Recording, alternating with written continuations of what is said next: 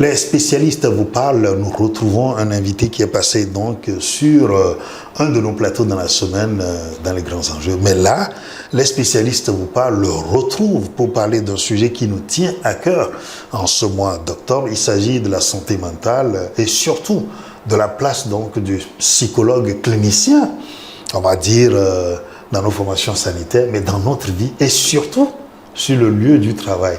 N'est-ce pas, monsieur Agada? Vous êtes donc Mathieu Désiré Agada, psychologue, clinicien, consultant, que vous êtes le responsable du cabinet Psycare. Psycare, tout à fait. Voilà, le psychologue qui s'occupe des gens. Tout à fait. Bienvenue à vous. Merci, cher Issifou. Ah ben voilà, nous avons donc fait une belle entrée dans notre émission. Les spécialistes vous parlent. Et comme je le disais, c'est vrai que le plus souvent, on entend parler des psychologues, on les voit parfois même dans les formations sanitaires, mais on se demande vraiment, est-ce que c'est utile? Parce que tout le monde a fini par s'improviser, coach life, coach machin par ici, et tout le monde est devenu psychologue. Tout à fait. Je vous comprends parfaitement. On a effectivement le sentiment que tout le monde est devenu psychologue de nos jours. Et on a même le sentiment que le psychologue est un philosophe. Et tant que je peux philosopher tant soit peu sur ma propre vie, je suis mon propre psychologue. En réalité, il faut replacer les choses dans leur contexte. Absolument. Un psychologue, et un psychologue clinicien notamment, est un professionnel de la santé dont le cursus académique démarre à l'université.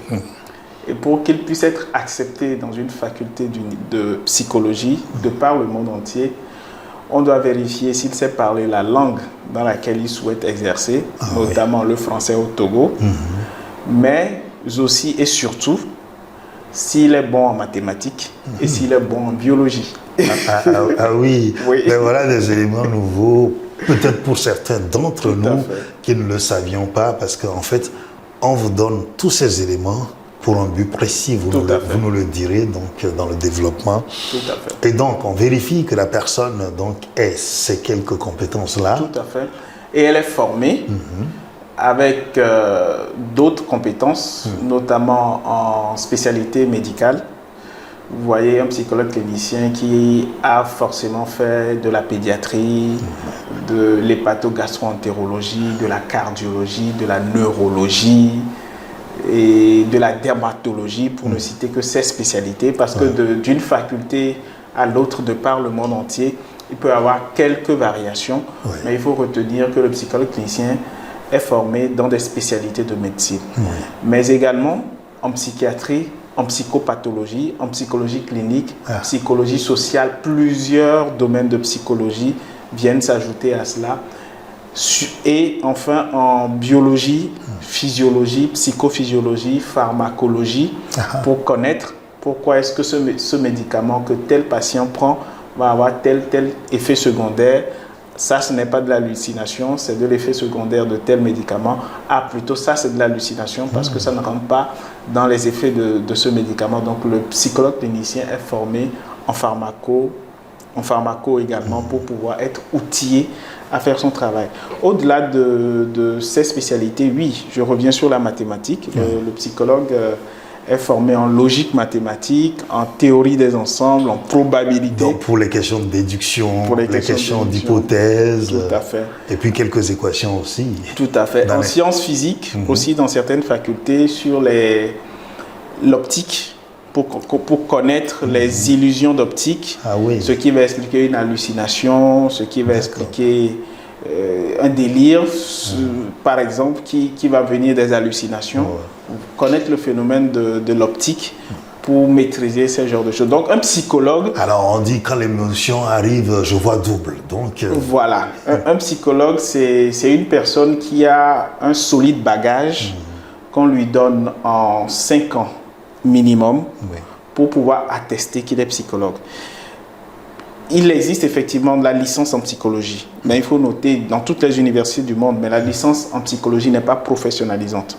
On ne peut pas travailler avec une licence en psychologie, on ne peut pas répondre d'actes professionnels quand on a une licence en psychologie. Tout le monde peut aller faire une licence en psychologie pour sa propre culture, pour aider à faire d'autres choses, à comprendre certaines choses qu'on va faire dans son domaine. Oui. Mais on ne peut pas exercer en tant que psychologue avec une licence. On commence par exercer en tant que psychologue après 5 ans d'études en master professionnel ou anciennement en un DESS. Et au-delà, parce que la psychologie aujourd'hui connaît tous les grades universitaires des autres disciplines académiques, donc docteur, assistant, maître de conférence, professeur titulaire, nous en avons en psychologie.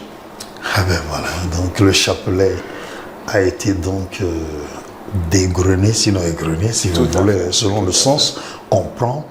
Alors, ça veut dire que c'est le monsieur complet finalement, parce qu'on lui donne les éléments. Tout à fait. Pour travailler sur l'être humain. Tout à fait. C'est le monsieur complet. Ensemble, voilà, qui est un ensemble également. Justement. Où les démembrements doivent être cernés. Raison pour laquelle il faut faire théorie des ensembles en mathématiques, mais aussi qu'il faut faire ce qu'on appelle l'ethnopsychiatrie. Ah oui. Au-delà de la licence, pour apprendre les réalités humaines, culturelles, spirituelles. Parce que l'homme n'est pas fait que de chair et de sang, il y a d'autres réalités. Et lorsqu'on est psychologue, on fait des psychologues cliniciens, on fait des spécialités de médecine afin de pouvoir orienter un patient qui souffrirait exclusivement de symptômes organiques vers les somaticiens, vers les médecins. Et aussi afin de comprendre pourquoi un médecin vous enverrait à vous, psychologue, une personne souffrant d'une pathologie physique, mais qui a des répercussions psychologiques. Donc vous êtes informé et en réalité, la psychologie ou le mental préside à notre santé, que ce soit en amont ou en aval. Tout à fait. Parce qu'il y a des difficultés psychologiques qui vont pouvoir nous induire dans des maladies physiques et des maladies physiques dont les répercussions seront psychologiques pour nous à gérer. Et vice-versa. Voilà. Alors, première pause dans notre émission. Nous allons regarder donc l'élément sonore et visuel et nous revenons. C'est très intéressant. Véritable source de mal-être en milieu professionnel, le stress au travail s'appréhende à une personne qui ressent un déséquilibre en ce qu'on lui demande de faire et les ressources dont elle dispose pour y répondre. Les causes du stress sont multiples. Déjà, ça peut être une pression sociale qui est là. La pression sociale, c'est-à-dire que vous travaillez peut-être dans un environnement où et vous ne vous retrouvez pas, vous n'arrivez pas à vous réaliser. Donc ça, c'est déjà une première cause qui est là et qui est beaucoup plus répandue. Ça peut être aussi les questions d'alcool aussi qui sont là. Ça peut être aussi des situations qui sont mal vécues. Ça peut être aussi des annonces des événements. Ça peut être un événement heureux ou un événement malheureux, mais qui peut être source de stress. Les symptômes du stress au travail varient d'une personne à une autre. Ils peuvent se manifester de manière physique ou émotionnelle et peuvent causer une baisse de motivation, donc de productivité au travail. Le stress se traite-t-il ? Le stress, il faut un accompagnement déjà social, il faut un accompagnement psychologique, mais aussi quand ça se complique, il faudra aussi un accompagnement médical maintenant pour pouvoir arriver. Au niveau de l'accompagnement psychologique, il y a plusieurs thérapies qu'on peut proposer, donc des thérapies assez simples, brèves. Une petite consultation psychologique, des fois peut aller jusqu'à des thérapies compliquées, des thérapies cognitivo-comportementales où le patient est obligé de venir voir son psychologue 2 fois, 3 fois, 4 fois parce que le stress s'est installé durablement dans sa vie et donc il faudra faire un accompagnement non seulement pour surmonter ce stress mais aussi pour prévenir aussi d'autres situations aussi qui peuvent être source de stress dans la vie de notre patient. Le stress rend malade le travailleur. Mal géré, il peut entraîner des complications sociales, voire médicales. Le stress de plus en plus devient une source de consultation. Mais souvent, les gens arrivent à l'hôpital quand il y a déjà des complications de leur stress ou il y a déjà de la somatisation de leur stress. Donc, il y a de petites astuces pour être là quand on commence déjà par être fatigué. Quand déjà un travail que tu dois faire en 1 heure de temps et tu le fais déjà en 1 journée, il faut t'interroger qu'est-ce qui se passe. Ce n'est pas votre compétence qui est mise en jeu, mais ça peut être aussi un stress aussi qui est sous-caché. Et donc, il ne faudra pas avoir honte d'aller consulter un spécialiste de santé mentale. Juste une petite consultation, une consultation d'1 journée, donc peut vous aider maintenant à rebooster et à ce que vous soyez beaucoup plus meilleur. Comme astuce, le spécialiste conseille de créer un environnement sain, d'aérer le bureau, tout en discutant avec les collègues de service. Retour donc à notre invité du jour, le spécialiste du jour, allais-je dire, Mathieu Désiré Agada. Vous êtes psychologue, clinicien, consultant et responsable du cabinet Psycare, où vous avez donc accepté de nous recevoir dans l'entre quelques consultations, et parce que le sujet est important aussi pour attirer l'attention des gens. Dans l'autre plateau, nous disions qu'il est important de revenir et de recentrer la place du psychologue clinicien aujourd'hui, on va dire, dans la santé publique, mais aussi dans notre vie quotidienne. Allez voir, le psychologue devrait être quand même un réflexe, devrait rentrer dans nos habitudes. Tout à fait, tout à fait.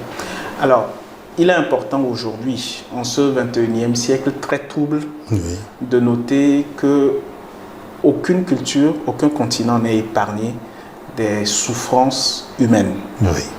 Et la psychologie clinique, telle que je l'ai un peu décrite au départ, semble parfois confondue avec l'hôpital. Il faut revenir sur l'étymologie du terme clinique, qui veut en réalité dire être au chevet d'eux. C'est un mot grec qui signifie être au chevet de quelqu'un qui est malade, alité dans son lit, on va au chevet de lui. Et donc les lits ne se trouvent pas qu'à l'hôpital. Nous avons des lits dans nos maisons. Tout à fait. Et lorsque on dit par exemple, nous avons une clinique médicale, c'est parce qu'il y a des hôpitaux publics, mais à côté des hôpitaux publics, donc, des médecins disent nous nous rapprochons plus de vous, pour vous apporter du soin. Donc c'est la même chose. Lorsqu'on dit psychologue clinicien, ça ne veut pas forcément dire un psychologue de l'hôpital ou un psychologue des malades. C'est un psychologue qui est au chevet des personnes. D'où l'importance de la question que vous m'avez posée, sa place au sein de la société, pas sa place au sein des hôpitaux ou auprès des malades, mais la place du psychologue clinicien au sein de la société. Il faut d'abord reconnaître qu'un psychologue clinicien est justement employé dans les hôpitaux, dans les centres psychiatriques, pour aider les personnes souffrant déjà d'une maladie physique, dont les répercussions sont gênantes pour eux ou pour leurs proches. Mais au-delà du milieu hôpital, le psychologue clinicien travaille aussi dans la société, notamment dans les ONG, organismes non gouvernementaux, dans des structures et institutions gouvernementales, et également en milieu entreprise. Parce que partout où il y a des êtres humains, il est besoin de s'occuper de la gestion de leur fonctionnement. Si ce fonctionnement va dans le sens de leur bien-être ou pas, et les aider à trouver l'équilibre, à trouver ce potentiel-là en eux qu'ils doivent exprimer pour leur propre bien et pour le bien de la communauté. Alors, pas leur fonctionnement, vous le dites si bien, de par justement les relations à la fois professionnelles mais interpersonnelles que ces individus entretiennent entre eux, cela demande effectivement qu'il y ait un équilibre pour que la symbiose, l'harmonie, l'esprit d'équipe et même la notion de vivre ensemble puisse favoriser, on va dire, une certaine quiétude au niveau de chaque individu. Alors, vous le dites si bien, aujourd'hui, on vit dans un monde très, très, très troublé. On entend par ici des drames, d'ailleurs, c'est des hécatombes totalement. On sait qu'aujourd'hui, toute une ville est enfermée dans une prison à ciel ouvert. Un psychologue, ça ne suffirait pas. Et il faut qu'il y en ait des psychologues pour nous accompagner. Et ça, c'est un aspect important pour dire la place du psychologue au sein de nos sociétés. Mais il y a un élément fondamental sur lequel nous allons nous appesantir donc, dans notre émission, c'est surtout les lieux de travail. Vous avez évoqué les entreprises, mais aussi le secteur public. Et justement, la journée mondiale donc, de la santé mentale a mis au cœur un thème qui dit « donner, il est plus que jamais temps », je paraphrase, de donner la priorité donc à la santé mentale sur le lieu de travail. Alors, quelles peuvent être les implications d'un tel thème pour ce que vous venez de dire? Le lien, il est là et c'est établi. Si. Expliquez-nous. D'abord, le lien va partir de la compréhension de ce qu'on appelle santé mentale.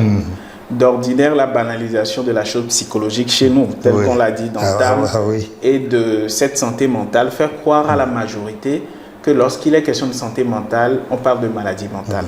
Non. La santé mentale, c'est cet état de bien-être que chacun ressent Oui. pour assumer son plein potentiel, faire face aux difficultés normales de la vie, travailler de manière productive Oui. et d'apporter une contribution à sa société Tout à ou fait. à sa communauté. Vous voyez par là que la définition que l'OMS donne à la santé mentale n'a rien à voir avec la maladie. Tout à fait. Et les recherches scientifiques ont donné ce qu'on appelle les composantes de la santé mentale. Alors, il y a deux grands auteurs en 2010, Keyes et son homologue, dont je vais me rappeler le nom tout à l'heure avant la fin de l'émission, qui nous ont subdivisé la santé mentale en santé mentale positive et en santé mentale négative. Ah ouais. Il y a plusieurs modèles, mais c'est eux qui ont le modèle le plus simple.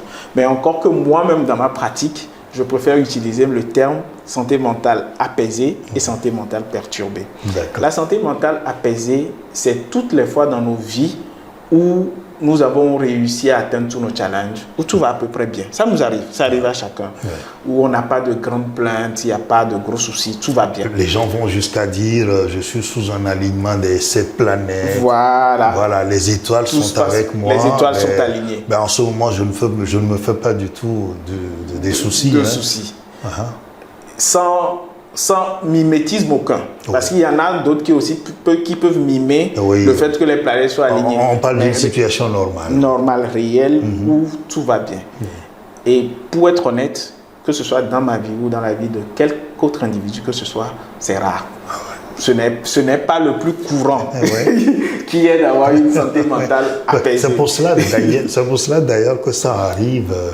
On en parle peut-être parce que on est quelqu'un de très averti sur, on va dire, le zigzag de la vie, dans une sorte de positivité où on veut partager un peu de bonheur avec les gens. Tout à Sinon, fait. c'est quand Tout à fait. l'autre situation se produit qu'on nous entend plus. Voilà. Et on entend les gens se plaindre à longueur de journée. Finissons avec donc, Voilà. la santé mentale apaisée. La On va santé mentale revenir. apaisée, qui est un état de bien-être Ouais. psychologique, social, physique, passager, que tout le monde peut connaître. Oui. Il y a la santé mentale négative, que moi j'appelle perturbée, Perturbé, oui. qui part de la détresse psychologique aux maladies mentales, justement. D'accord. Et la détresse psychologique représente pour le psychologue ce que la fièvre représente pour le médecin. Lorsque vous faites une fièvre, un médecin sait qu'il y a un problème. Oui. Donc il va aller chercher quel est ce problème pour que ce problème ne vienne pas vous alité. Oui. C'est ça l'objectif, enfin la compréhension qu'un médecin a de la Déjà, fièvre. il va chercher donc à taire les symptômes, Voilà. les signes de la maladie. Si c'est un paludisme, si c'est une infection, si c'est tout autre type d'affection, vous êtes susceptible de faire une fièvre.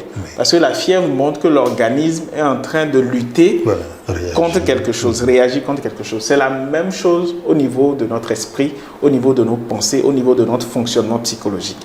Il va y avoir de la détresse psychologique qui va montrer qu'il y a un souci. Et la détresse psychologique aussi a plusieurs catégorisations, mais il y a une catégorisation aussi autour des années 2010 qui a plus cours et qui est retenue par Keyes et l'autre auteur dont j'ai parlé en 2010 pour définir la détresse psychologique que nous remarquons dans la santé mentale.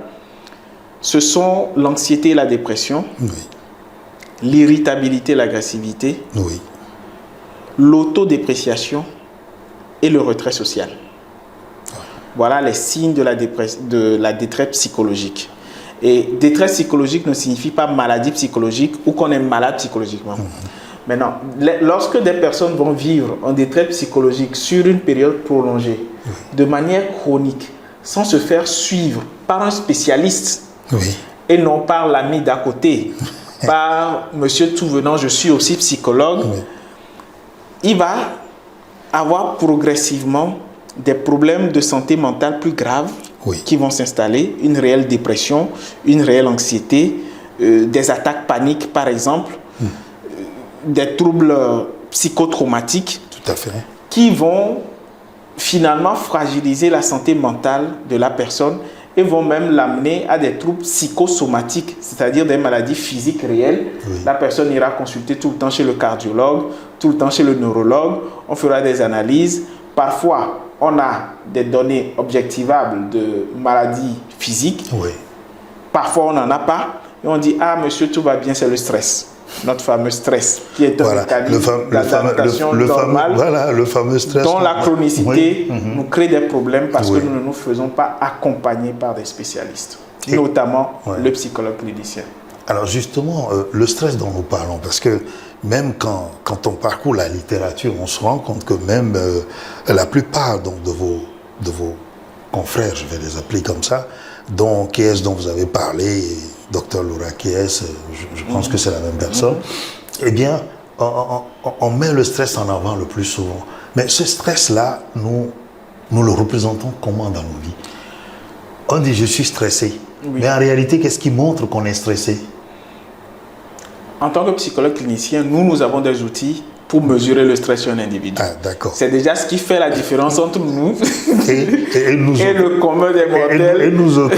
qui va donner des conseils sur le stress sans forcément savoir de quoi est-ce qu'il parle. Ah oui. Nous avons des outils en psychologie pour mesurer le stress. Oui. Et au-delà de la mesure du stress, ce qu'il faut reconnaître, enfin noter surtout de très important, le stress fait partie intégrante de nos vies. Lorsqu'on vit, on respire, on est appelé à stresser. On ne peut qu'être stressé. Voilà, parce que c'est un mécanisme normal d'adaptation de notre organisme, ouais. Qui est physiologique. Certains même pensent que le stress est lié à la tête. Non, le stress est lié à notre ventre. Ah ouais, le stress part du rein. Parce que le plus souvent, quand on parle, on dit voilà. Hein, je suis stressé, et puis on montre la tête. Voilà, les hormones qui gèrent le stress humain partent de nos reins.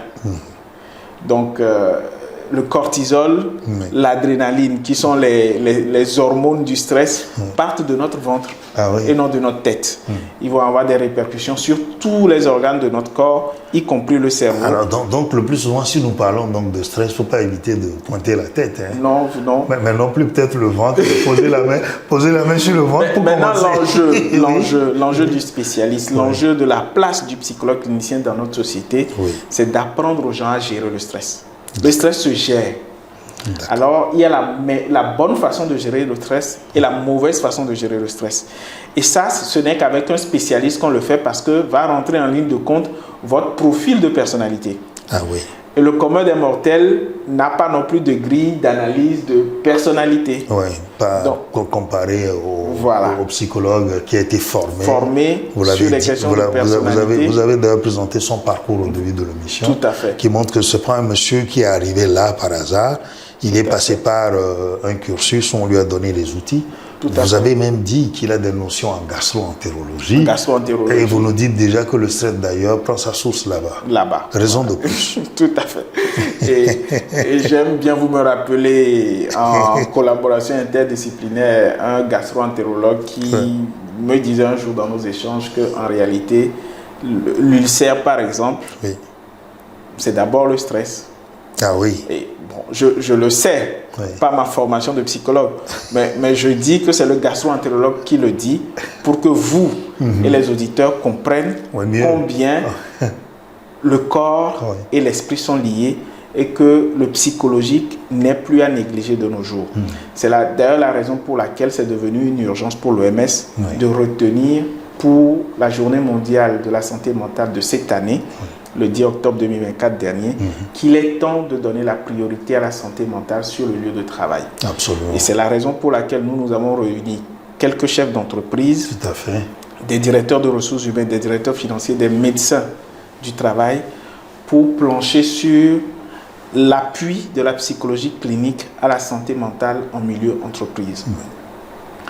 Les psychologues cliniciens interviennent en entreprise afin d'aider le personnel des entreprises, y compris le directeur général, à prendre soin de leur santé mentale. Et si vous avez bien suivi tout ce que je viens de dire, n'importe qui n'est habilité à parler de santé mentale. Non, du tout. Ce sont des spécialistes qui sont à même de vous dire, voilà l'état de votre santé mentale aujourd'hui. Et aujourd'hui en Occident, tout ce qui est bilan de santé qu'on fait en entreprise ne se fait pas sans bilan psychologique. puisque le mental, la santé, il n'y a pas de santé sans santé mentale. Oui. Donc, on n'ira pas faire juste des analyses médicales pour voir quels sont les problèmes physiques. On fera un bilan psychologique pour pouvoir discerner les personnes qui sont en santé mentale positive. Nous autres sommes encore loin de là. Non, on n'est pas loin de là. On n'est pas loin de là. La preuve, vous êtes en train de discuter avec moi. Je suis un psychologue clinicien. Alors peut-être que c'est un début, parce que quand nous allons dans nos hôpitaux habituellement et qu'on nous demande le bilan, mais le psy, il n'est pas à côté. Et après, le médecin ne nous dit pas, mais n'oubliez pas d'aller voir le psychologue. Parfois, même quand on veut nous communiquer, peut-être parce que vous êtes rares, vous les psychologues, on peut dire ça comme ça. Parfois, pour l'annonce de certains résultats, ben, il y a le psychologue qui manque.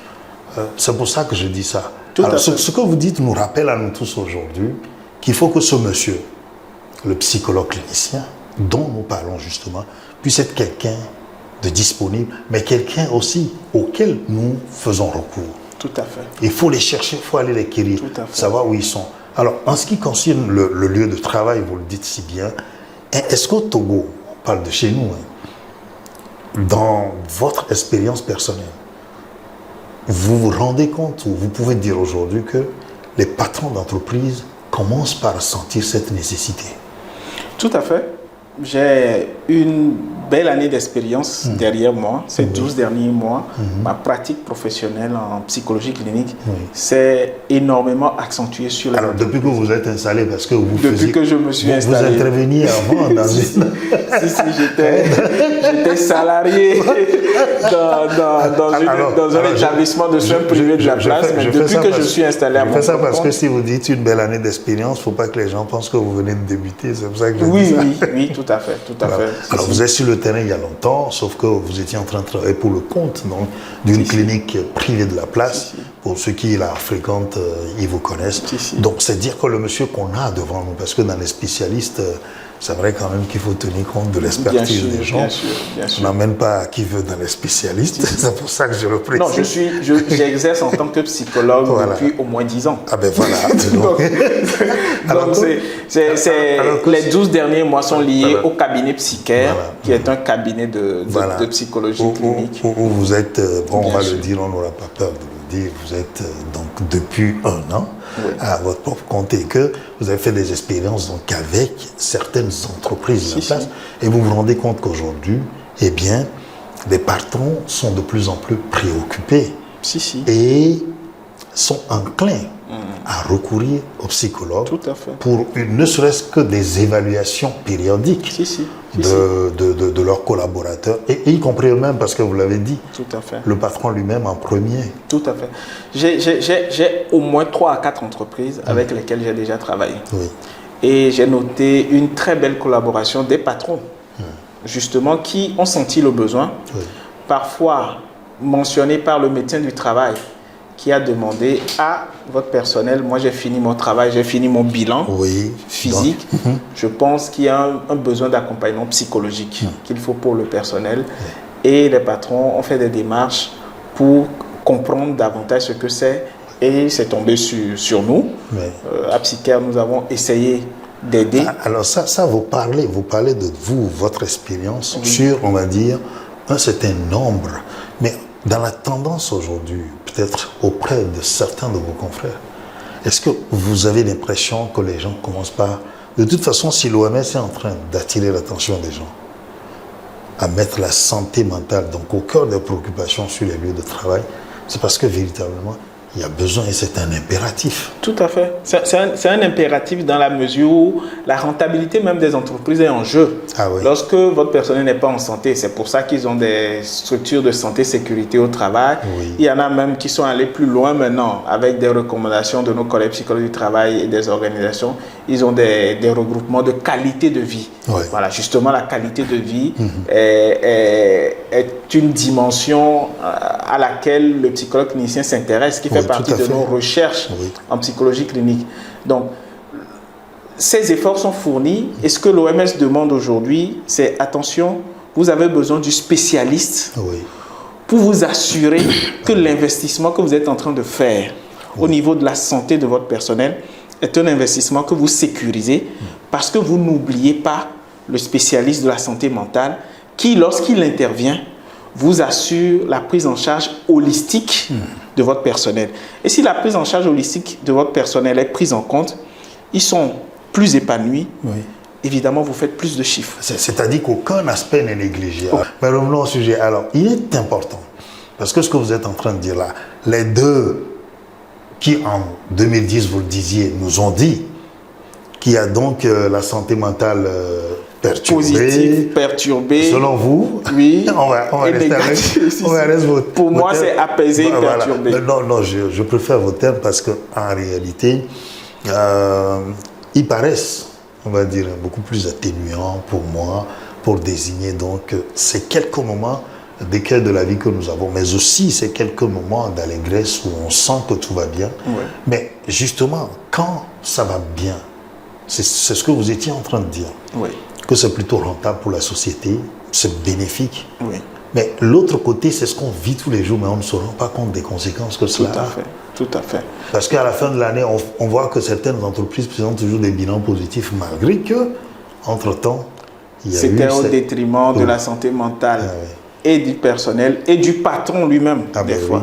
Oui. Et l'idée, aujourd'hui, la tendance aujourd'hui avec l'OMS, c'est d'aider ces structures à continuer à être performantes sans léser leur santé mentale. Alors ça veut dire que si le psychologue était là, les résultats qu'on a présentés auraient pu être donc tout à fait doublés, triplés, quadruplés. Oui.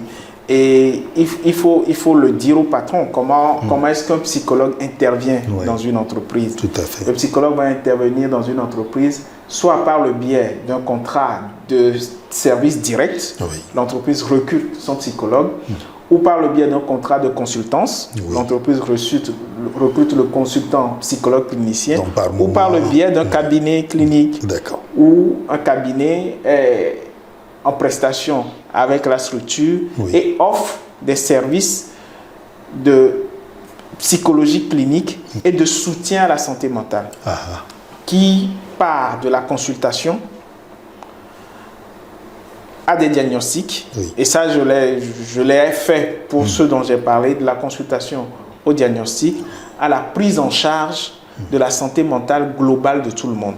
Et attention, quand on parle de santé mentale, prise en charge de santé mentale globale pour tout un personnel, ce n'est pas pour des malades, on prend en charge, et il y en a qui ne sont pas malades. On les garde de côté. La vie, la santé mentale comme elle a été décrite, ce sont les difficultés quotidiennes de la vie. Je peux être en santé mentale positive ou apaisée aujourd'hui, mais dès que nous allons finir l'émission, je vais me retrouver en santé mentale ça va vite. négative. De toute façon, les événements ne préviennent pas. Très vite. Et les sources de stress, les moments, on va dire, ces moments d'écueil ne préviennent pas. Tout à fait. Et ça fait partie donc du lot de notre quotidien, et même d'un instant à un autre, d'une seconde à une autre. C'est vrai que les choses peuvent évoluer. Je fais ça parce qu'on est à la fin de l'émission. Tout à fait. Moi-même, je n'ai pas vu le temps passer. Et je voudrais juste ajouter... Le temps pour vous donc, de conclure. Si, je voudrais juste ajouter que au rang des prestations du psychologue clinicien en entreprise, il y a, en dehors de la consultation diagnostique prise en charge de tout le monde, les formations sur la santé mentale, sur les psychopathologies rencontrées en milieu entreprise, pour informer, sensibiliser, éduquer au développement. Parce qu'il est question de nous développer. Tout à fait. Derrière le message que nous lance l'OMS, une structure qui se porte bien, dont les finances se portent bien parce que les employés sont en bonne santé, c'est l'économie de cet environnement qui se porte bien. Elle participe et donc, c'est l'économie mondiale qui se porte bien, d'où à juste propos d'utiliser le thème développement, communiquer pour le développement. Si je devrais conclure un message que je lancerai à l'endroit de ceux qui nous regardent, c'est désormais, surtout avec le thème qu'a retenu l'OMS cette année pour la santé mentale, qui dit qu'il est devenu prioritaire de donner une place à la santé mentale en milieu entreprise, c'est d'arrêter de banaliser la santé mentale et le psychologue, notamment le psychologue clinicien, qui pourrait aider à aller plus loin dans les performances des entreprises en travaillant sur le bien-être des individus. Mathieu Désiré Agada, vous êtes donc psychologue clinicien consultant et vous êtes le responsable du cabinet psychiatre. Et effectivement, comme vous le dites, c'est vrai, on l'aura compris, que c'est très important aujourd'hui de faire recours à des gens comme vous, donc le psychologue clinicien. Merci, chers téléspectateurs. Nous nous retrouvons mardi prochain pour un autre numéro de votre émission. Les spécialistes vous parlent. Merci de votre fidélité. À très bientôt.